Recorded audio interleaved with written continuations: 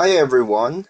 Today we will be tackling an introduction to crop science. Particularly, we will be covering the nature and importance of agriculture in the Philippine context. So there's a lot to be covered in this particular lesson, but most of the time overview lang to ng mga topics na nakapaloob sa subject na crop science. So we will not be diving deep, but my goal is to be able to introduce to you the nature and importance of agriculture in the Philippine context so that we will be able to understand and appreciate further yung kahalagahan ng agrikultura dito sa Pilipinas. So first off, let us define what agriculture is. And as an agriculture students, we know that agriculture is defined as the art and science of raising crops and livestock in order to provide food and to obtain profit sa side naman ni farmer. But agriculture is also deeply rooted on three key dimensions, which is meron siyang definition culturally, meron siyang definition scientifically, ito yung discuss ko kanina, and meron din siyang definition economically. Now, in the Philippines, culturally speaking, agriculture is deeply rooted in traditions and spirituality. For example, dito sa amin sa Cordillera, the practice of offering yung mga first harvest to what we call as anitos or ancestral spirits reflects yung spiritual connection ng mga Pilipino sa kanilang lupa and sa nature itself. At the same time, culturally, makikita natin na ang pagpapractice ng agriculture, lalo na sa sinaunang panahon, even right now, meron pa rin tayong tinatawag na indigenous agricultural knowledge na ginagamit ng mga farmers natin in managing and growing their crops or taking good care of their livestock. Scientifically naman, ang agriculture employs scientific principles para i-improve yung productivity ng kanilang mga pananim at ng kanilang mga hayop. For example, ecology-wise, yung mga agriculturists natin, they understand the ecosystem para makapag-design sila ng sustainable farming systems. Isa na sa mga pinaka naririnig natin ngayon dito is yung term na agroecology, which allows us to incorporate natural pest control sa ating pananim para mas maging sustainable siya. Genetics is also a part of the scientific definition scientific definition or scientific context of agriculture. For example, yung rice variety na SL8H, yan ay genetically improved na rice, no? Ay high yielding hybrid rice variety na dinevelop ng SL Agritech Corporation dito sa Pilipinas. Bakit nga ba siya na-introduce dito? It was introduced in the country para maibsan yung mga challenges ng rice production by offering a superior yield potential and adaptability to local conditions. So ano yung key characteristics ng ating SL8H na hybrid rice variety? Unang-una sa lahat, napakataas po ng yield potential ng variety na to. It can produce between 7 to 17 metric tons per hectare, significantly surpassing yung yung average yield ng rice, which is 4 metric tons per hectare. So ang average na yield ng rice is 4 metric tons per hectare, but this variety is around 7 to 17 metric tons per hectare. At the same time, in terms of maturity period, this variety matures within 105 to 115 days. So it's good, no? So it's allowing for timely harvesting and the possibility na magkaroon tayo ng multiple cropping cycles annually. Of course, isa pa na aspeto ng scientific agriculture is yung agronomy or agronomy, horticulture, crop science in general, and the other sciences that allows us to grow our crops in a way na makikinabang si farmer, mataas ang yield, at the same time mabibigay yung kagustuhan ng mga consumers the without sacrificing the welfare of the environment. Another definition, which is also very important in relation to agriculture, is its economic significance.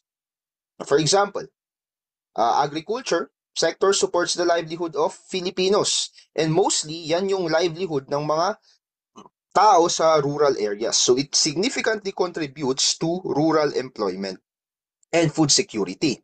Now, in 2023, according to Statista, 8.6% ang contribution ng agriculture, forestry, and fishing sa ating gross domestic product. Now, the problem with this is, yung 8.6% na yan, mapapansin natin, over the years, this is actually declining. So, medyo nagde-decline yung contribution ng agriculture sa gross domestic product ng Pilipinas. So, makikita natin na may mga challenges talaga pagdating sa economic aspect ng agriculture. In terms of employment naman, as of 2023, the agricultural sector employed 23.2% of the total workforce in the Philippines. So what does that mean? Around a quarter of Filipino workers are engaged in agricultural activities. So if we're going to visualize this, 1 out of 4 employed Filipinos ay nasa sektor ng agrikultura. At the same time, at some point, may opportunities naman tayo sa agriculture, especially when it comes to export products like coconut, coffee, and pineapple. And aside from that, umuuso din ngayon yung mga production of cash crops, particularly yung coconut, such as yung virgin coconut oil. Yan. And right now, in relation to the Philippine economic programs, malaki talaga yung suporta na binabato ng gobyerno para sa ating rice production. Although kahit na ganun kalaki, hindi pa rin tayo namamayagpag when it comes to rice production kasi alam nga natin lahat na we have been importing rice from the previous years. Now, let's look at the history, development, and current state of the Philippine agriculture. Balikan natin yung pre-colonial era. Ano ba yung status ng agriculture nung time na yon up until right now, post-independence era. So, simulan natin nung hindi pa tayo sinasakop ng mga Espanyol. Mostly, ang practice ng ating agriculture are highly sustainable and localized. So, nire-reflect dyan yung nasabi ko nga kanina, yung indigenous knowledge of communities in relation to practicing agricultural practices. Isa sa mga pinaka naririnig natin na ginagawa ng mga Pilipino is yung tinatawag nating kaingin system, or we also call that as slash and burn practice, particularly dito sa mga upland communities. Now, anong ginagawa nila sa kaingin? Well, basically, kini-clear nila yung isang forest area, they burn the vegetation there, tapos yung pag-burn ng vegetation ay tumutulong para ma-enrich yung soil with nutrients. Tapos after masunog yung part ng forest na yon, saka sila nagtatanim ng mga crops like root vegetables like sweet potatoes and taro.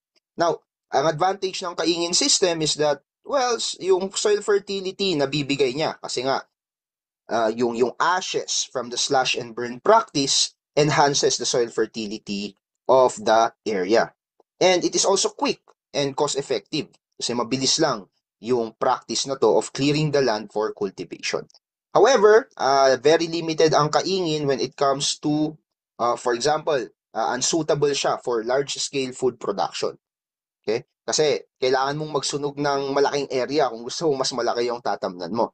At the same time, nagko-contribute yan sa deforestation, which is not a good thing, especially right now na kailangan natin ng forest sa ating environment. And as of now, it does remain controversial kasi nga sa kanyang quote-unquote negative environmental impact. Another one that we particularly use nung hindi pa tayo sinasakop ng mga Espanyol is yung paggamit natin ng rice terraces, particularly sa Cordillera, most specifically sa Ifugao. So this was practiced around 2,000 years ago.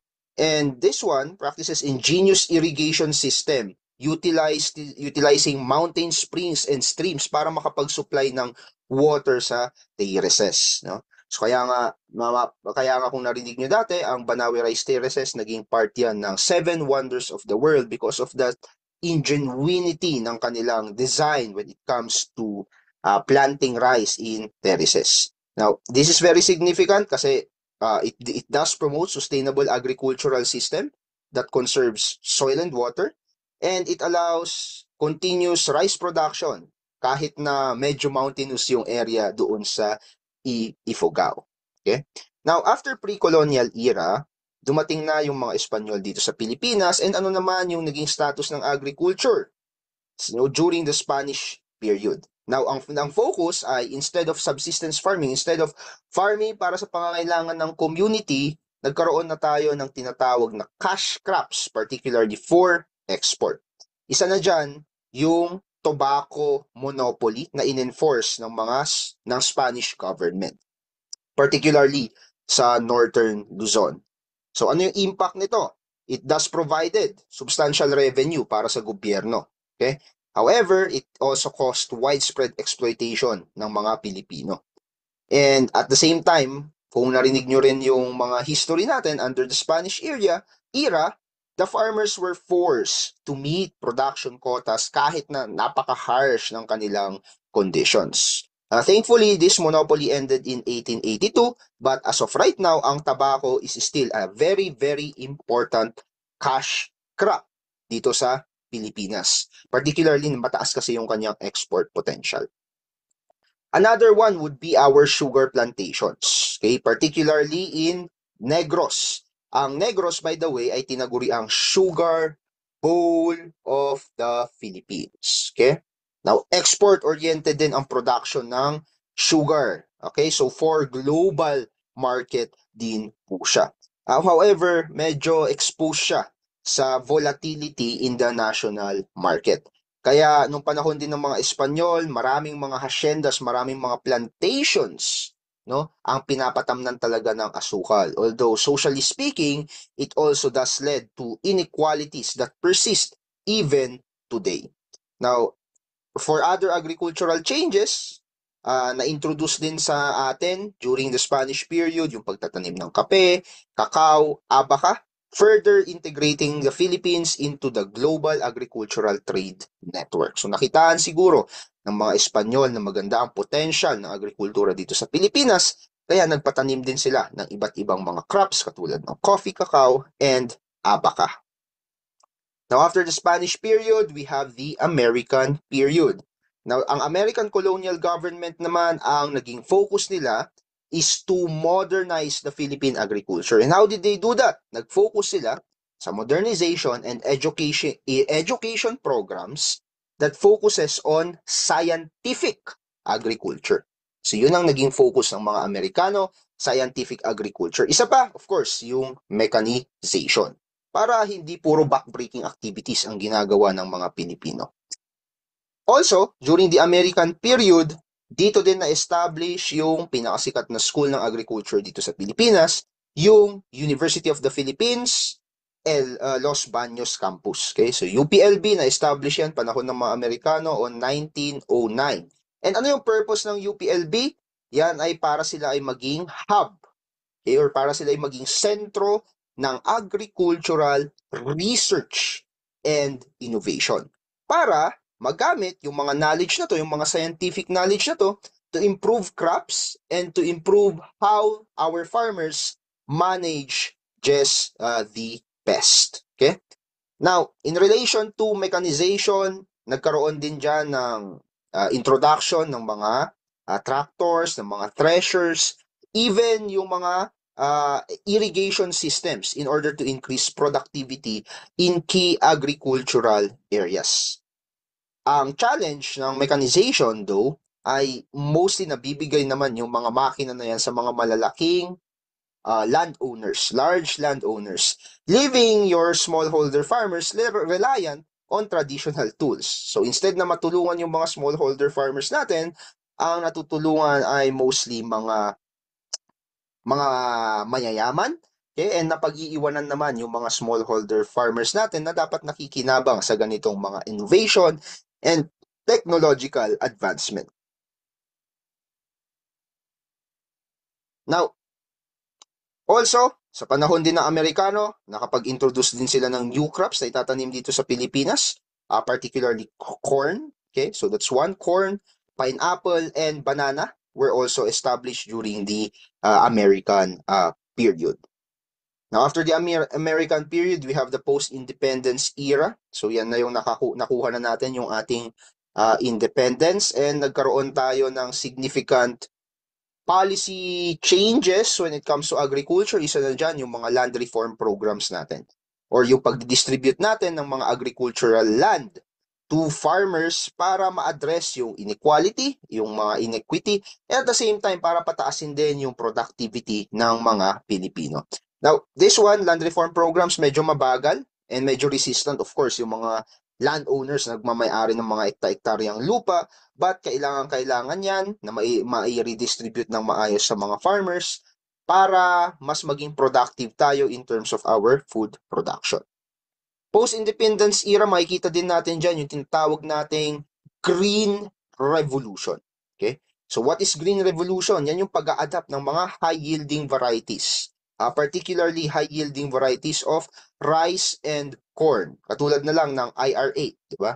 IR8 variety ng rice, we also call that as your miracle rice. This was developed by the International Rice Research Institute in Los Baños. Now, during the Green Revolution, huwag kayong malilito at pag sinabing green, hindi ibig sabihin ecological, but bagkus Green Revolution means more production.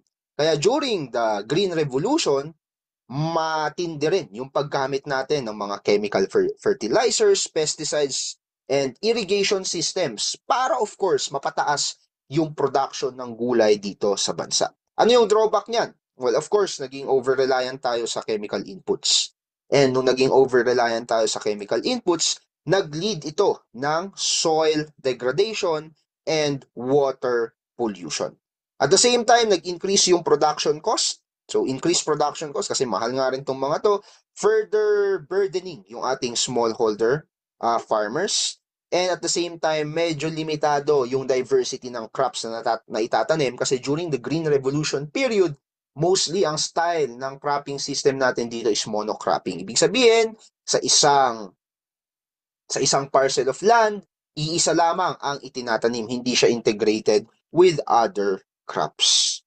Kaya right now, ito yung mga current challenges in the Philippine agriculture na as an agriculturist, kailangan natin tumulong na maibsan or mawala kung kakayanin natin. Unang-una dyan, we are dependent on imports, particularly rice, di ba? Kaya nga nabuo yung rice tarification law. Kasi instead na quota yung nakapataw na policy, kumare meron lang tayo dapat i-receive na, for example, 1 million tons of rice sa ibang bansa, sabi ng government, hindi, maglagay na lang tayo ng tariff. So, 1 to sawa na, papasok na ang bigas dito sa Pilipinas kapag kailangan natin, tapos itataksan na lang, bibigyan na lang ng tariff. Ano yung purpose ng tariff na yon? Dapat po ay magamit yon sa ating rice production as well. Yan. Another problem that we have is yung low farmer income. Now, malaki ang problema niyan.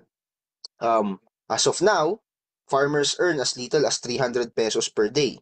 Largely because of exploitation din ng ibang mga middleman na kumokontrol sa supply chains ng ating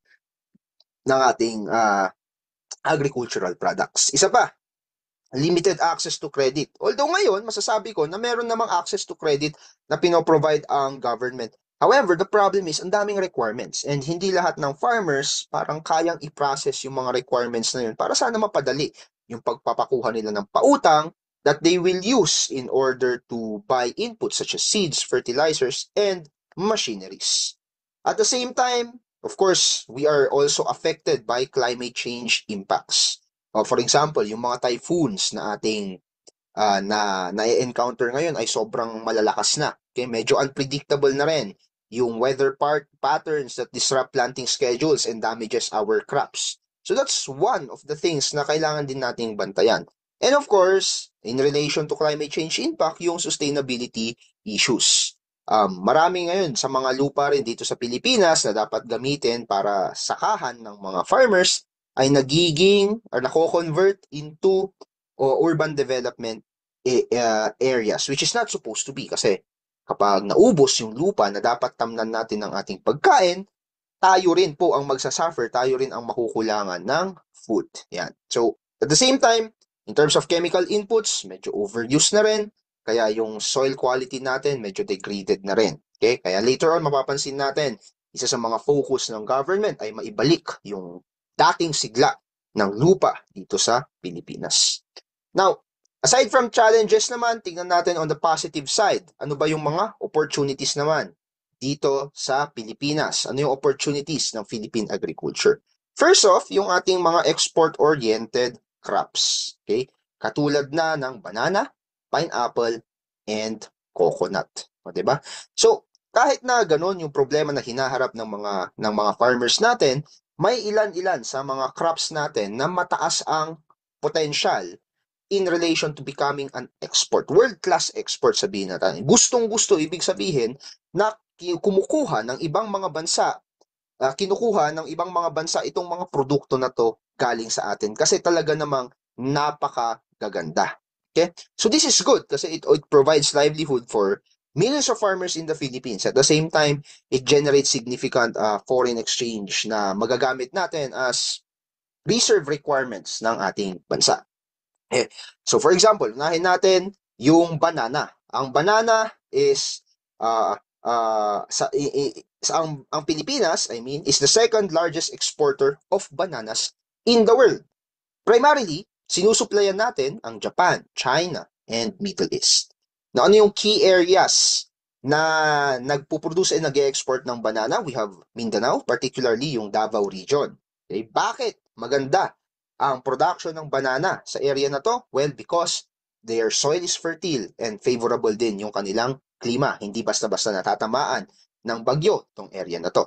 In terms of varieties, ang isa sa mga uso na variety that dominates the export market ng banana is the Cavendish bananas. Bakit maganda ang Cavendish bananas? Unang-una, mataas ang shelf life nito. So, hindi siya basta-basta nasisira at nabubulok. And at the same time, very consistent ang quality ng Cavendish bananas. In terms of pineapple naman, the Philippines is a significant exporter of pineapples with large plantations at Bukidnon and South Cotabato. Now, bakit napakahalaga ng pineapple? It is because of its processing and value-added potential. Ginagamit ang pinya sa mga canned pineapples, juice, dried fruits, di ba? At the same time, tinake advantage din sila ng mga malalaking companies like Del Monte and Dole Philippines na nag-ooperate ng extensive plantations and processing facilities. Ano yung opportunities niyan? Maybe we can also produce pineapples for organic and sustainable production kasi merong niche, okay? Merong niche or may mga premium market na naghahanap ng pinya na hindi pinalaki sa typical extensive farming system, but rather naghahanap sila ng something organic, something healthy na option for their consumption. Another product that has very good export potential is of course our coconut. The Philippines leads in the export of coconut oil, okay? And other coconut-derived products katulad ng desiccated coconut and virgin coconut oil. So right now, malaki yung global interest in coconut-based health products. Katulad na lang ng coconut water, coconut sugar, and virgin coconut oil na nasabi ko kanina, talagang hinahanap yan ng mga dayuhan. So malaki ang potential ng coconut na pag-investan para maipadala natin yung produkto natin sa iba't ibang bansa which do yield to higher income for our farmers and at the same time increase GDP sa ating economic standing. Number 2 would be specialized farming, katulad na lamang ng mushroom cultivation and urban farming, right? So ngayon umuuso, mapapansin nyo sa mga Facebook pages yung mushroom farming. This is a high-value enterprise kasi ang mushroom, katulad ng oyster and shiitake and button mushrooms, niche market yan and mahal talaga. So it is considered as a high-value crop. Why? Well, there's a growing demand for it because it is nutritious and it is low-fat food. And at the same time, ginagamit din ito ngayon ng iba't ibang mga restaurants as substitute for meat products, particularly targeting yung mga tao na ayaw magkarne pero gusto nila yung parang lasa ng karne. At some point, mushroom can actually imitate the taste that we get when we eat meat. Yan. Another one would be urban and vertical farming, particularly sa metro. May mga napanood na akong documentaries din by GMA kung saan they started farming in the urban area. So this is also good, right? Kasi nagkukulang tayo ng lupa, but apparently, we have a technology, we have a strategy kung saan pwede tayong magtanim sa syudad. So that's vertical farming. So instead of farming a huge lot of land, horizontally, we can do it vertically. Kahit na maliit lang yung parcel of land natin na yon. It is also good for the environment. Kasi we are not extensively using our natural resources. We can have a minimum parcel of land and pwede tayong makapag-produce doon ng pagkain para sa mamamayang Pilipino. Ang advantage nito, kahit na limitadong space, pwedeng-pwede. In terms of water usage, makakatipid ka rin, lalo na kapag in-integrate mo yung hydroponic and aeroponic system. Year-round ang production, kayang-kaya. Although, ang challenge lang ng urban farming is the fact na magastos talaga siya in terms of its initial investment. So, magastos talaga yan. Okay? Infrastructure and technology-wise, magastos and kailangan mo ng technical expertise. But, kapag naman na-establish na yung farm mo, yung urban farm system mo, yung vertical farming system mo, kayang-kaya na niyang kumita. Another opportunity in Philippine agriculture would be yung ating coffee production. The Philippines is one of the few countries that can grow all four major coffee varieties. Alam nyo ba yan? The Philippines can grow Arabica, Robusta, Liberica, and Excelsa. Ang Barajo coffee, which is the Liberica coffee, is a niche product. Okay? It is a niche product with cultural and export significance. Hinahanap talaga yan sa ibang bansa. Right now as well, mapapansin natin sa Mindanao area, sinusubukan din nilang ulit i-revive yung mga coffee farms, particularly integrating coffee planting to agroforestry practices. Kumbaga, hindi lang puro kape ang maitatanim doon sa forest, i-integrate na yung coffee doon. So it also contributes to sustainable production. Another one would be cacao farming. The Philippines is positioning itself right now as the supplier of premium quality cacao beans, particularly sa Davao area. Kaya ang Davao is also called or declared as the cacao capital of the Philippines. There's a growing global demand for fine flavor cacao. Kaya mataas talaga ang export opportunities nito. At the same time, there is local production supports artisanal chocolate brands katulad ng Malagos Chocolate which have gained international recognition. Another opportunity would be herbal and medicinal plants. Yung increasing interest globally sa alternative medicine makes the cultivation of plants katulad ng malunggay, lemongrass, turmeric, ano pa, yung tinitake ko, MX3 yan, mangosteen, yung increasing global interest sa mga medicinal plants na to, sa mga herbal plants na to, ay swak na swak dito sa Pilipinas. We are also processing health supplements, teas, and essential oils that could add value to the global agricultural supply chains. And last but not the least, although hindi siya directly related, it's related to agriculture but not directly, is aquaculture. Yung pagfa-farm ng mga tilapia, bangus, and yung pagsasama nito, combining it with other farming systems has also great potential in the Philippine agriculture. What are the current innovations, technological innovations in agriculture right now na mapapansin natin sa media. Unang-una dito, yung tinatawag nating precision agriculture. What is precision agriculture? Ito ay data-driven approach sa pagfa-farm that optimizes resource use and boosts productivity. Bakit? Kasi gumagamit tayo dito ng sensor, drone, and GPS mapping para i-monitor and i-manage yung pangangailangan ng halaman. Kung mapapansin nyo noon, kapag ikaw ay magdidilig ng iyong halaman, magdidilig ka ng timba-timba or ifa-flood mo. Ngayon, through the development of precision agriculture, pwede na nating ma-optimize kung ano lang yung kailangan na tubig ng halaman, yun lang din ang mabibigay sa kanya. Uso pa dyan ngayon, in relation to precision agriculture, yung paggamit ng drones. Nung ako ay nag-work sa Isabela, as a management trainee ng Tabakuhan, drones na yung ginagamit namin para mag-spray ng mga fertilizers, pesticides, para ma-reduce yung wastage and labor cost.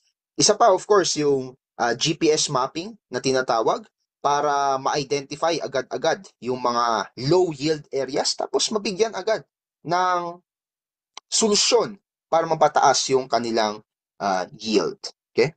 Now, other forms of innovations in agriculture na uso ngayon is yung paggamit ng mga climate smart technologies, or we also call this as CSA. So this involves practices and technologies designed para ma-increase yung agricultural resilience to climate change. So we know na malaki yung effect ng climate change sa ating agriculture. Okay? Now, ang focus ng climate smart technologies ay maging mas resilient tayo, kumbaga, mas maging matibay yung ating mga halaman laban sa mga pagbabago ng klima katulad ng extreme drought or extreme na pag-ulan naman. Kaya, for example, ano yung mga technologies na mapapansin natin dito? Mga drought resilient crops katulad ng yung rice variety na NSIC RC274.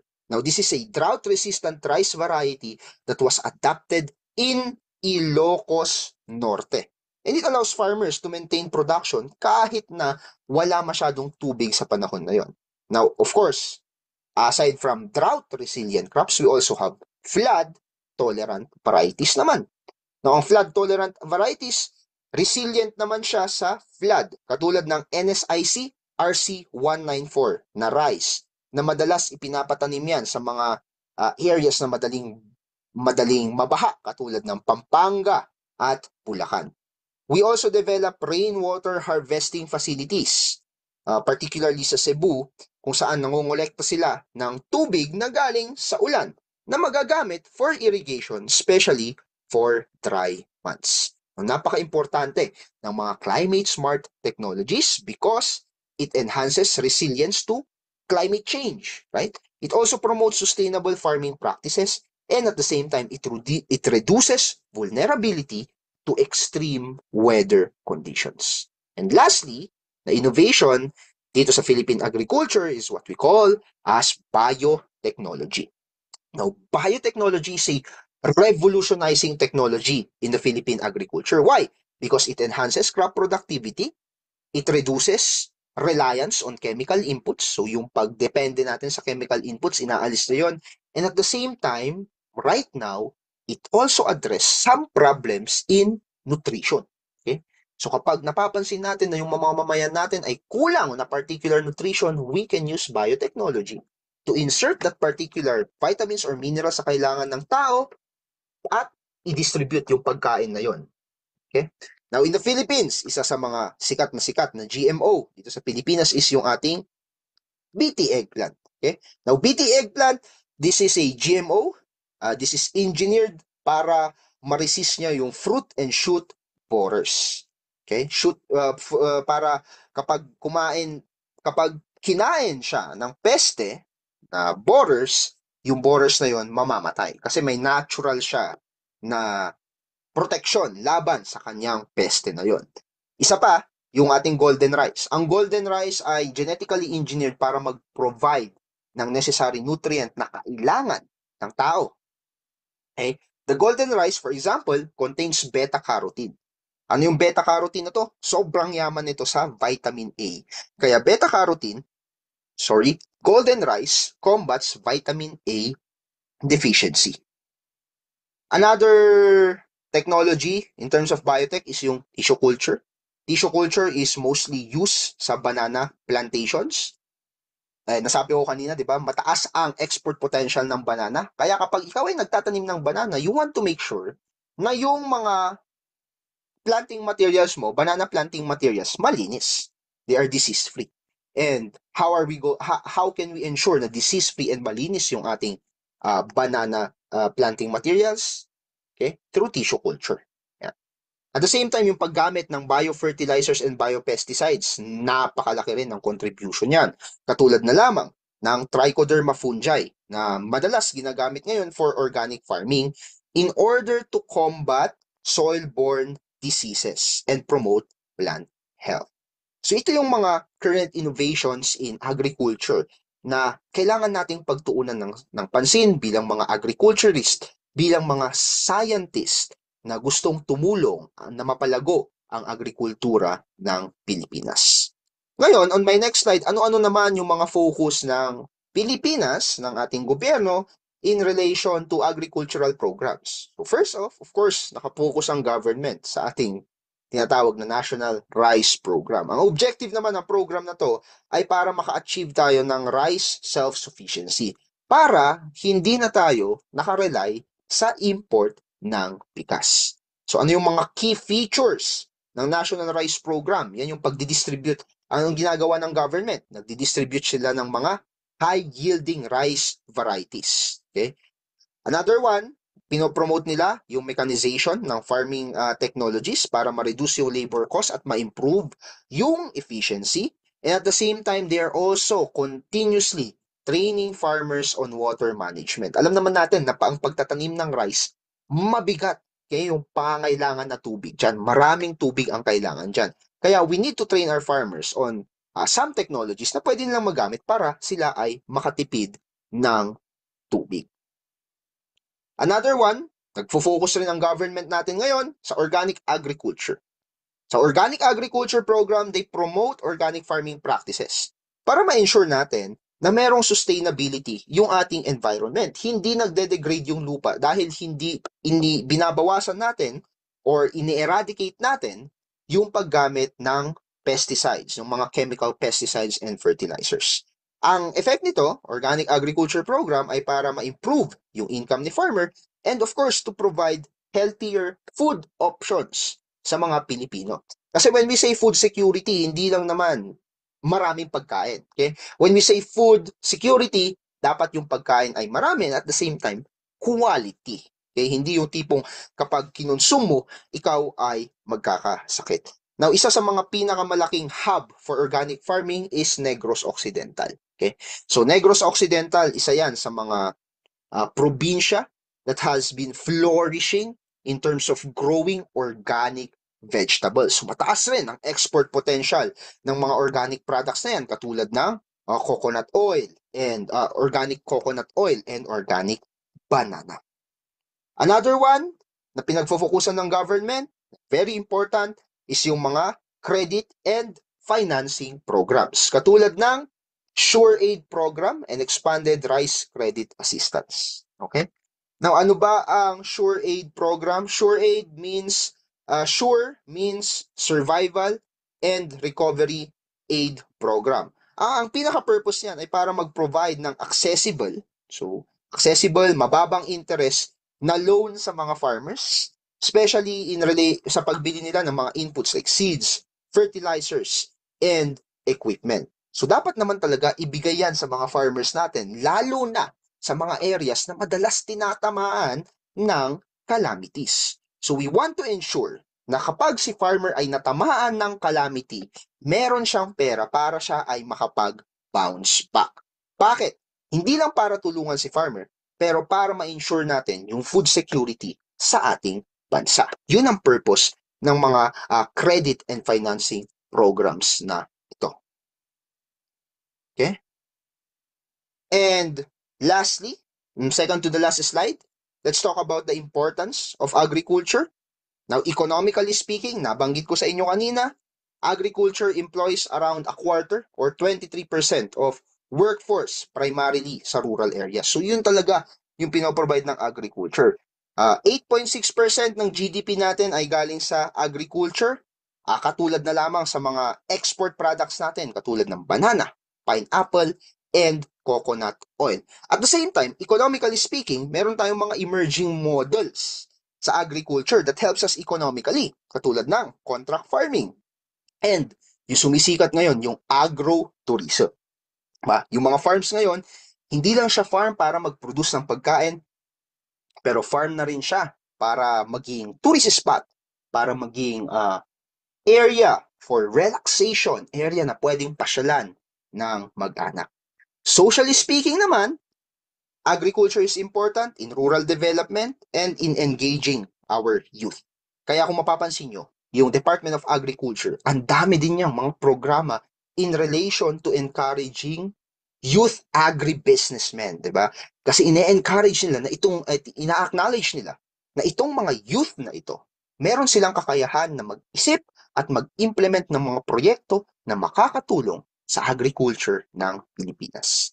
And environmentally, napakahalaga na pag-usapan yung sustainability issues, okay? We need to make sure na nako-conserve natin yung ating biodiversity habang ini-improve natin yung ating agriculture, and at the same time nababawasan natin yung madalas or overuse na paggamit ng chemical fertilizers and pesticides. Kaya isa rin sa mga focus technologies natin na aking na nadaanan kanina sa presentation na to is yung climate resilient crops, yung mga climate smart technologies na ginagamit natin, that is of course in relation to improving the environmental impact of agriculture sa ating environment.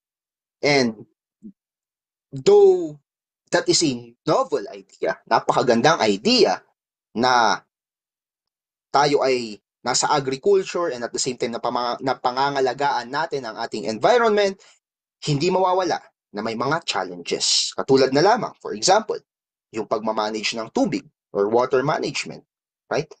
In drought-prone areas, napakahirap ng tubig. Kaya nga pinupush ng government natin na mag-practice sila doon ng rainwater harvesting, or kung hindi sila makapag-collect ng rainwater, tipirin nila yung tubig nila. Kaya meron tayong technology na drip irrigation. Another one would be land degradation, yung soil erosion na ginagamit madalas, yung soil erosion na nakakasira sa lupa ng mga Pilipino. We need to ensure na dapat naiiwasan na yon. So nagiging uso na ngayon yung mga programa katulad ng yung mga strategies katulad ng contour farming and national greening program para maiwasan ang land degradation. And of course, climate change. Hindi natin mababago ang klima na ating na-experience, pero mababago natin kung paano tayo mag-a-adapt sa mga klima na to. Kaya naman, ang Department of Agriculture and even the Department of Science and Technology, we are trying our best para makapag-provide ng flood-tolerant, drought-resistant crop. Kasi alam natin, hindi na natin mababago to, irreversible na to, pero dapat makapag-adjust tayo in terms of producing food for the entire Filipino citizens. So yun lang, ang brief overview ng Philippine agriculture, ng agriculture in the Philippine context. Ang dami nating na-covered. So I hope you took down some notes, especially on some important focus or important concepts na na-cover ko. But we will be continuing this lecture up until makover natin yung kabuuan ng crop science. Maraming salamat ulit sa pakikinig. And remember guys, keep on learning, keep on improving. Kailangan yan sa ating agricultural sector. Thank you so much.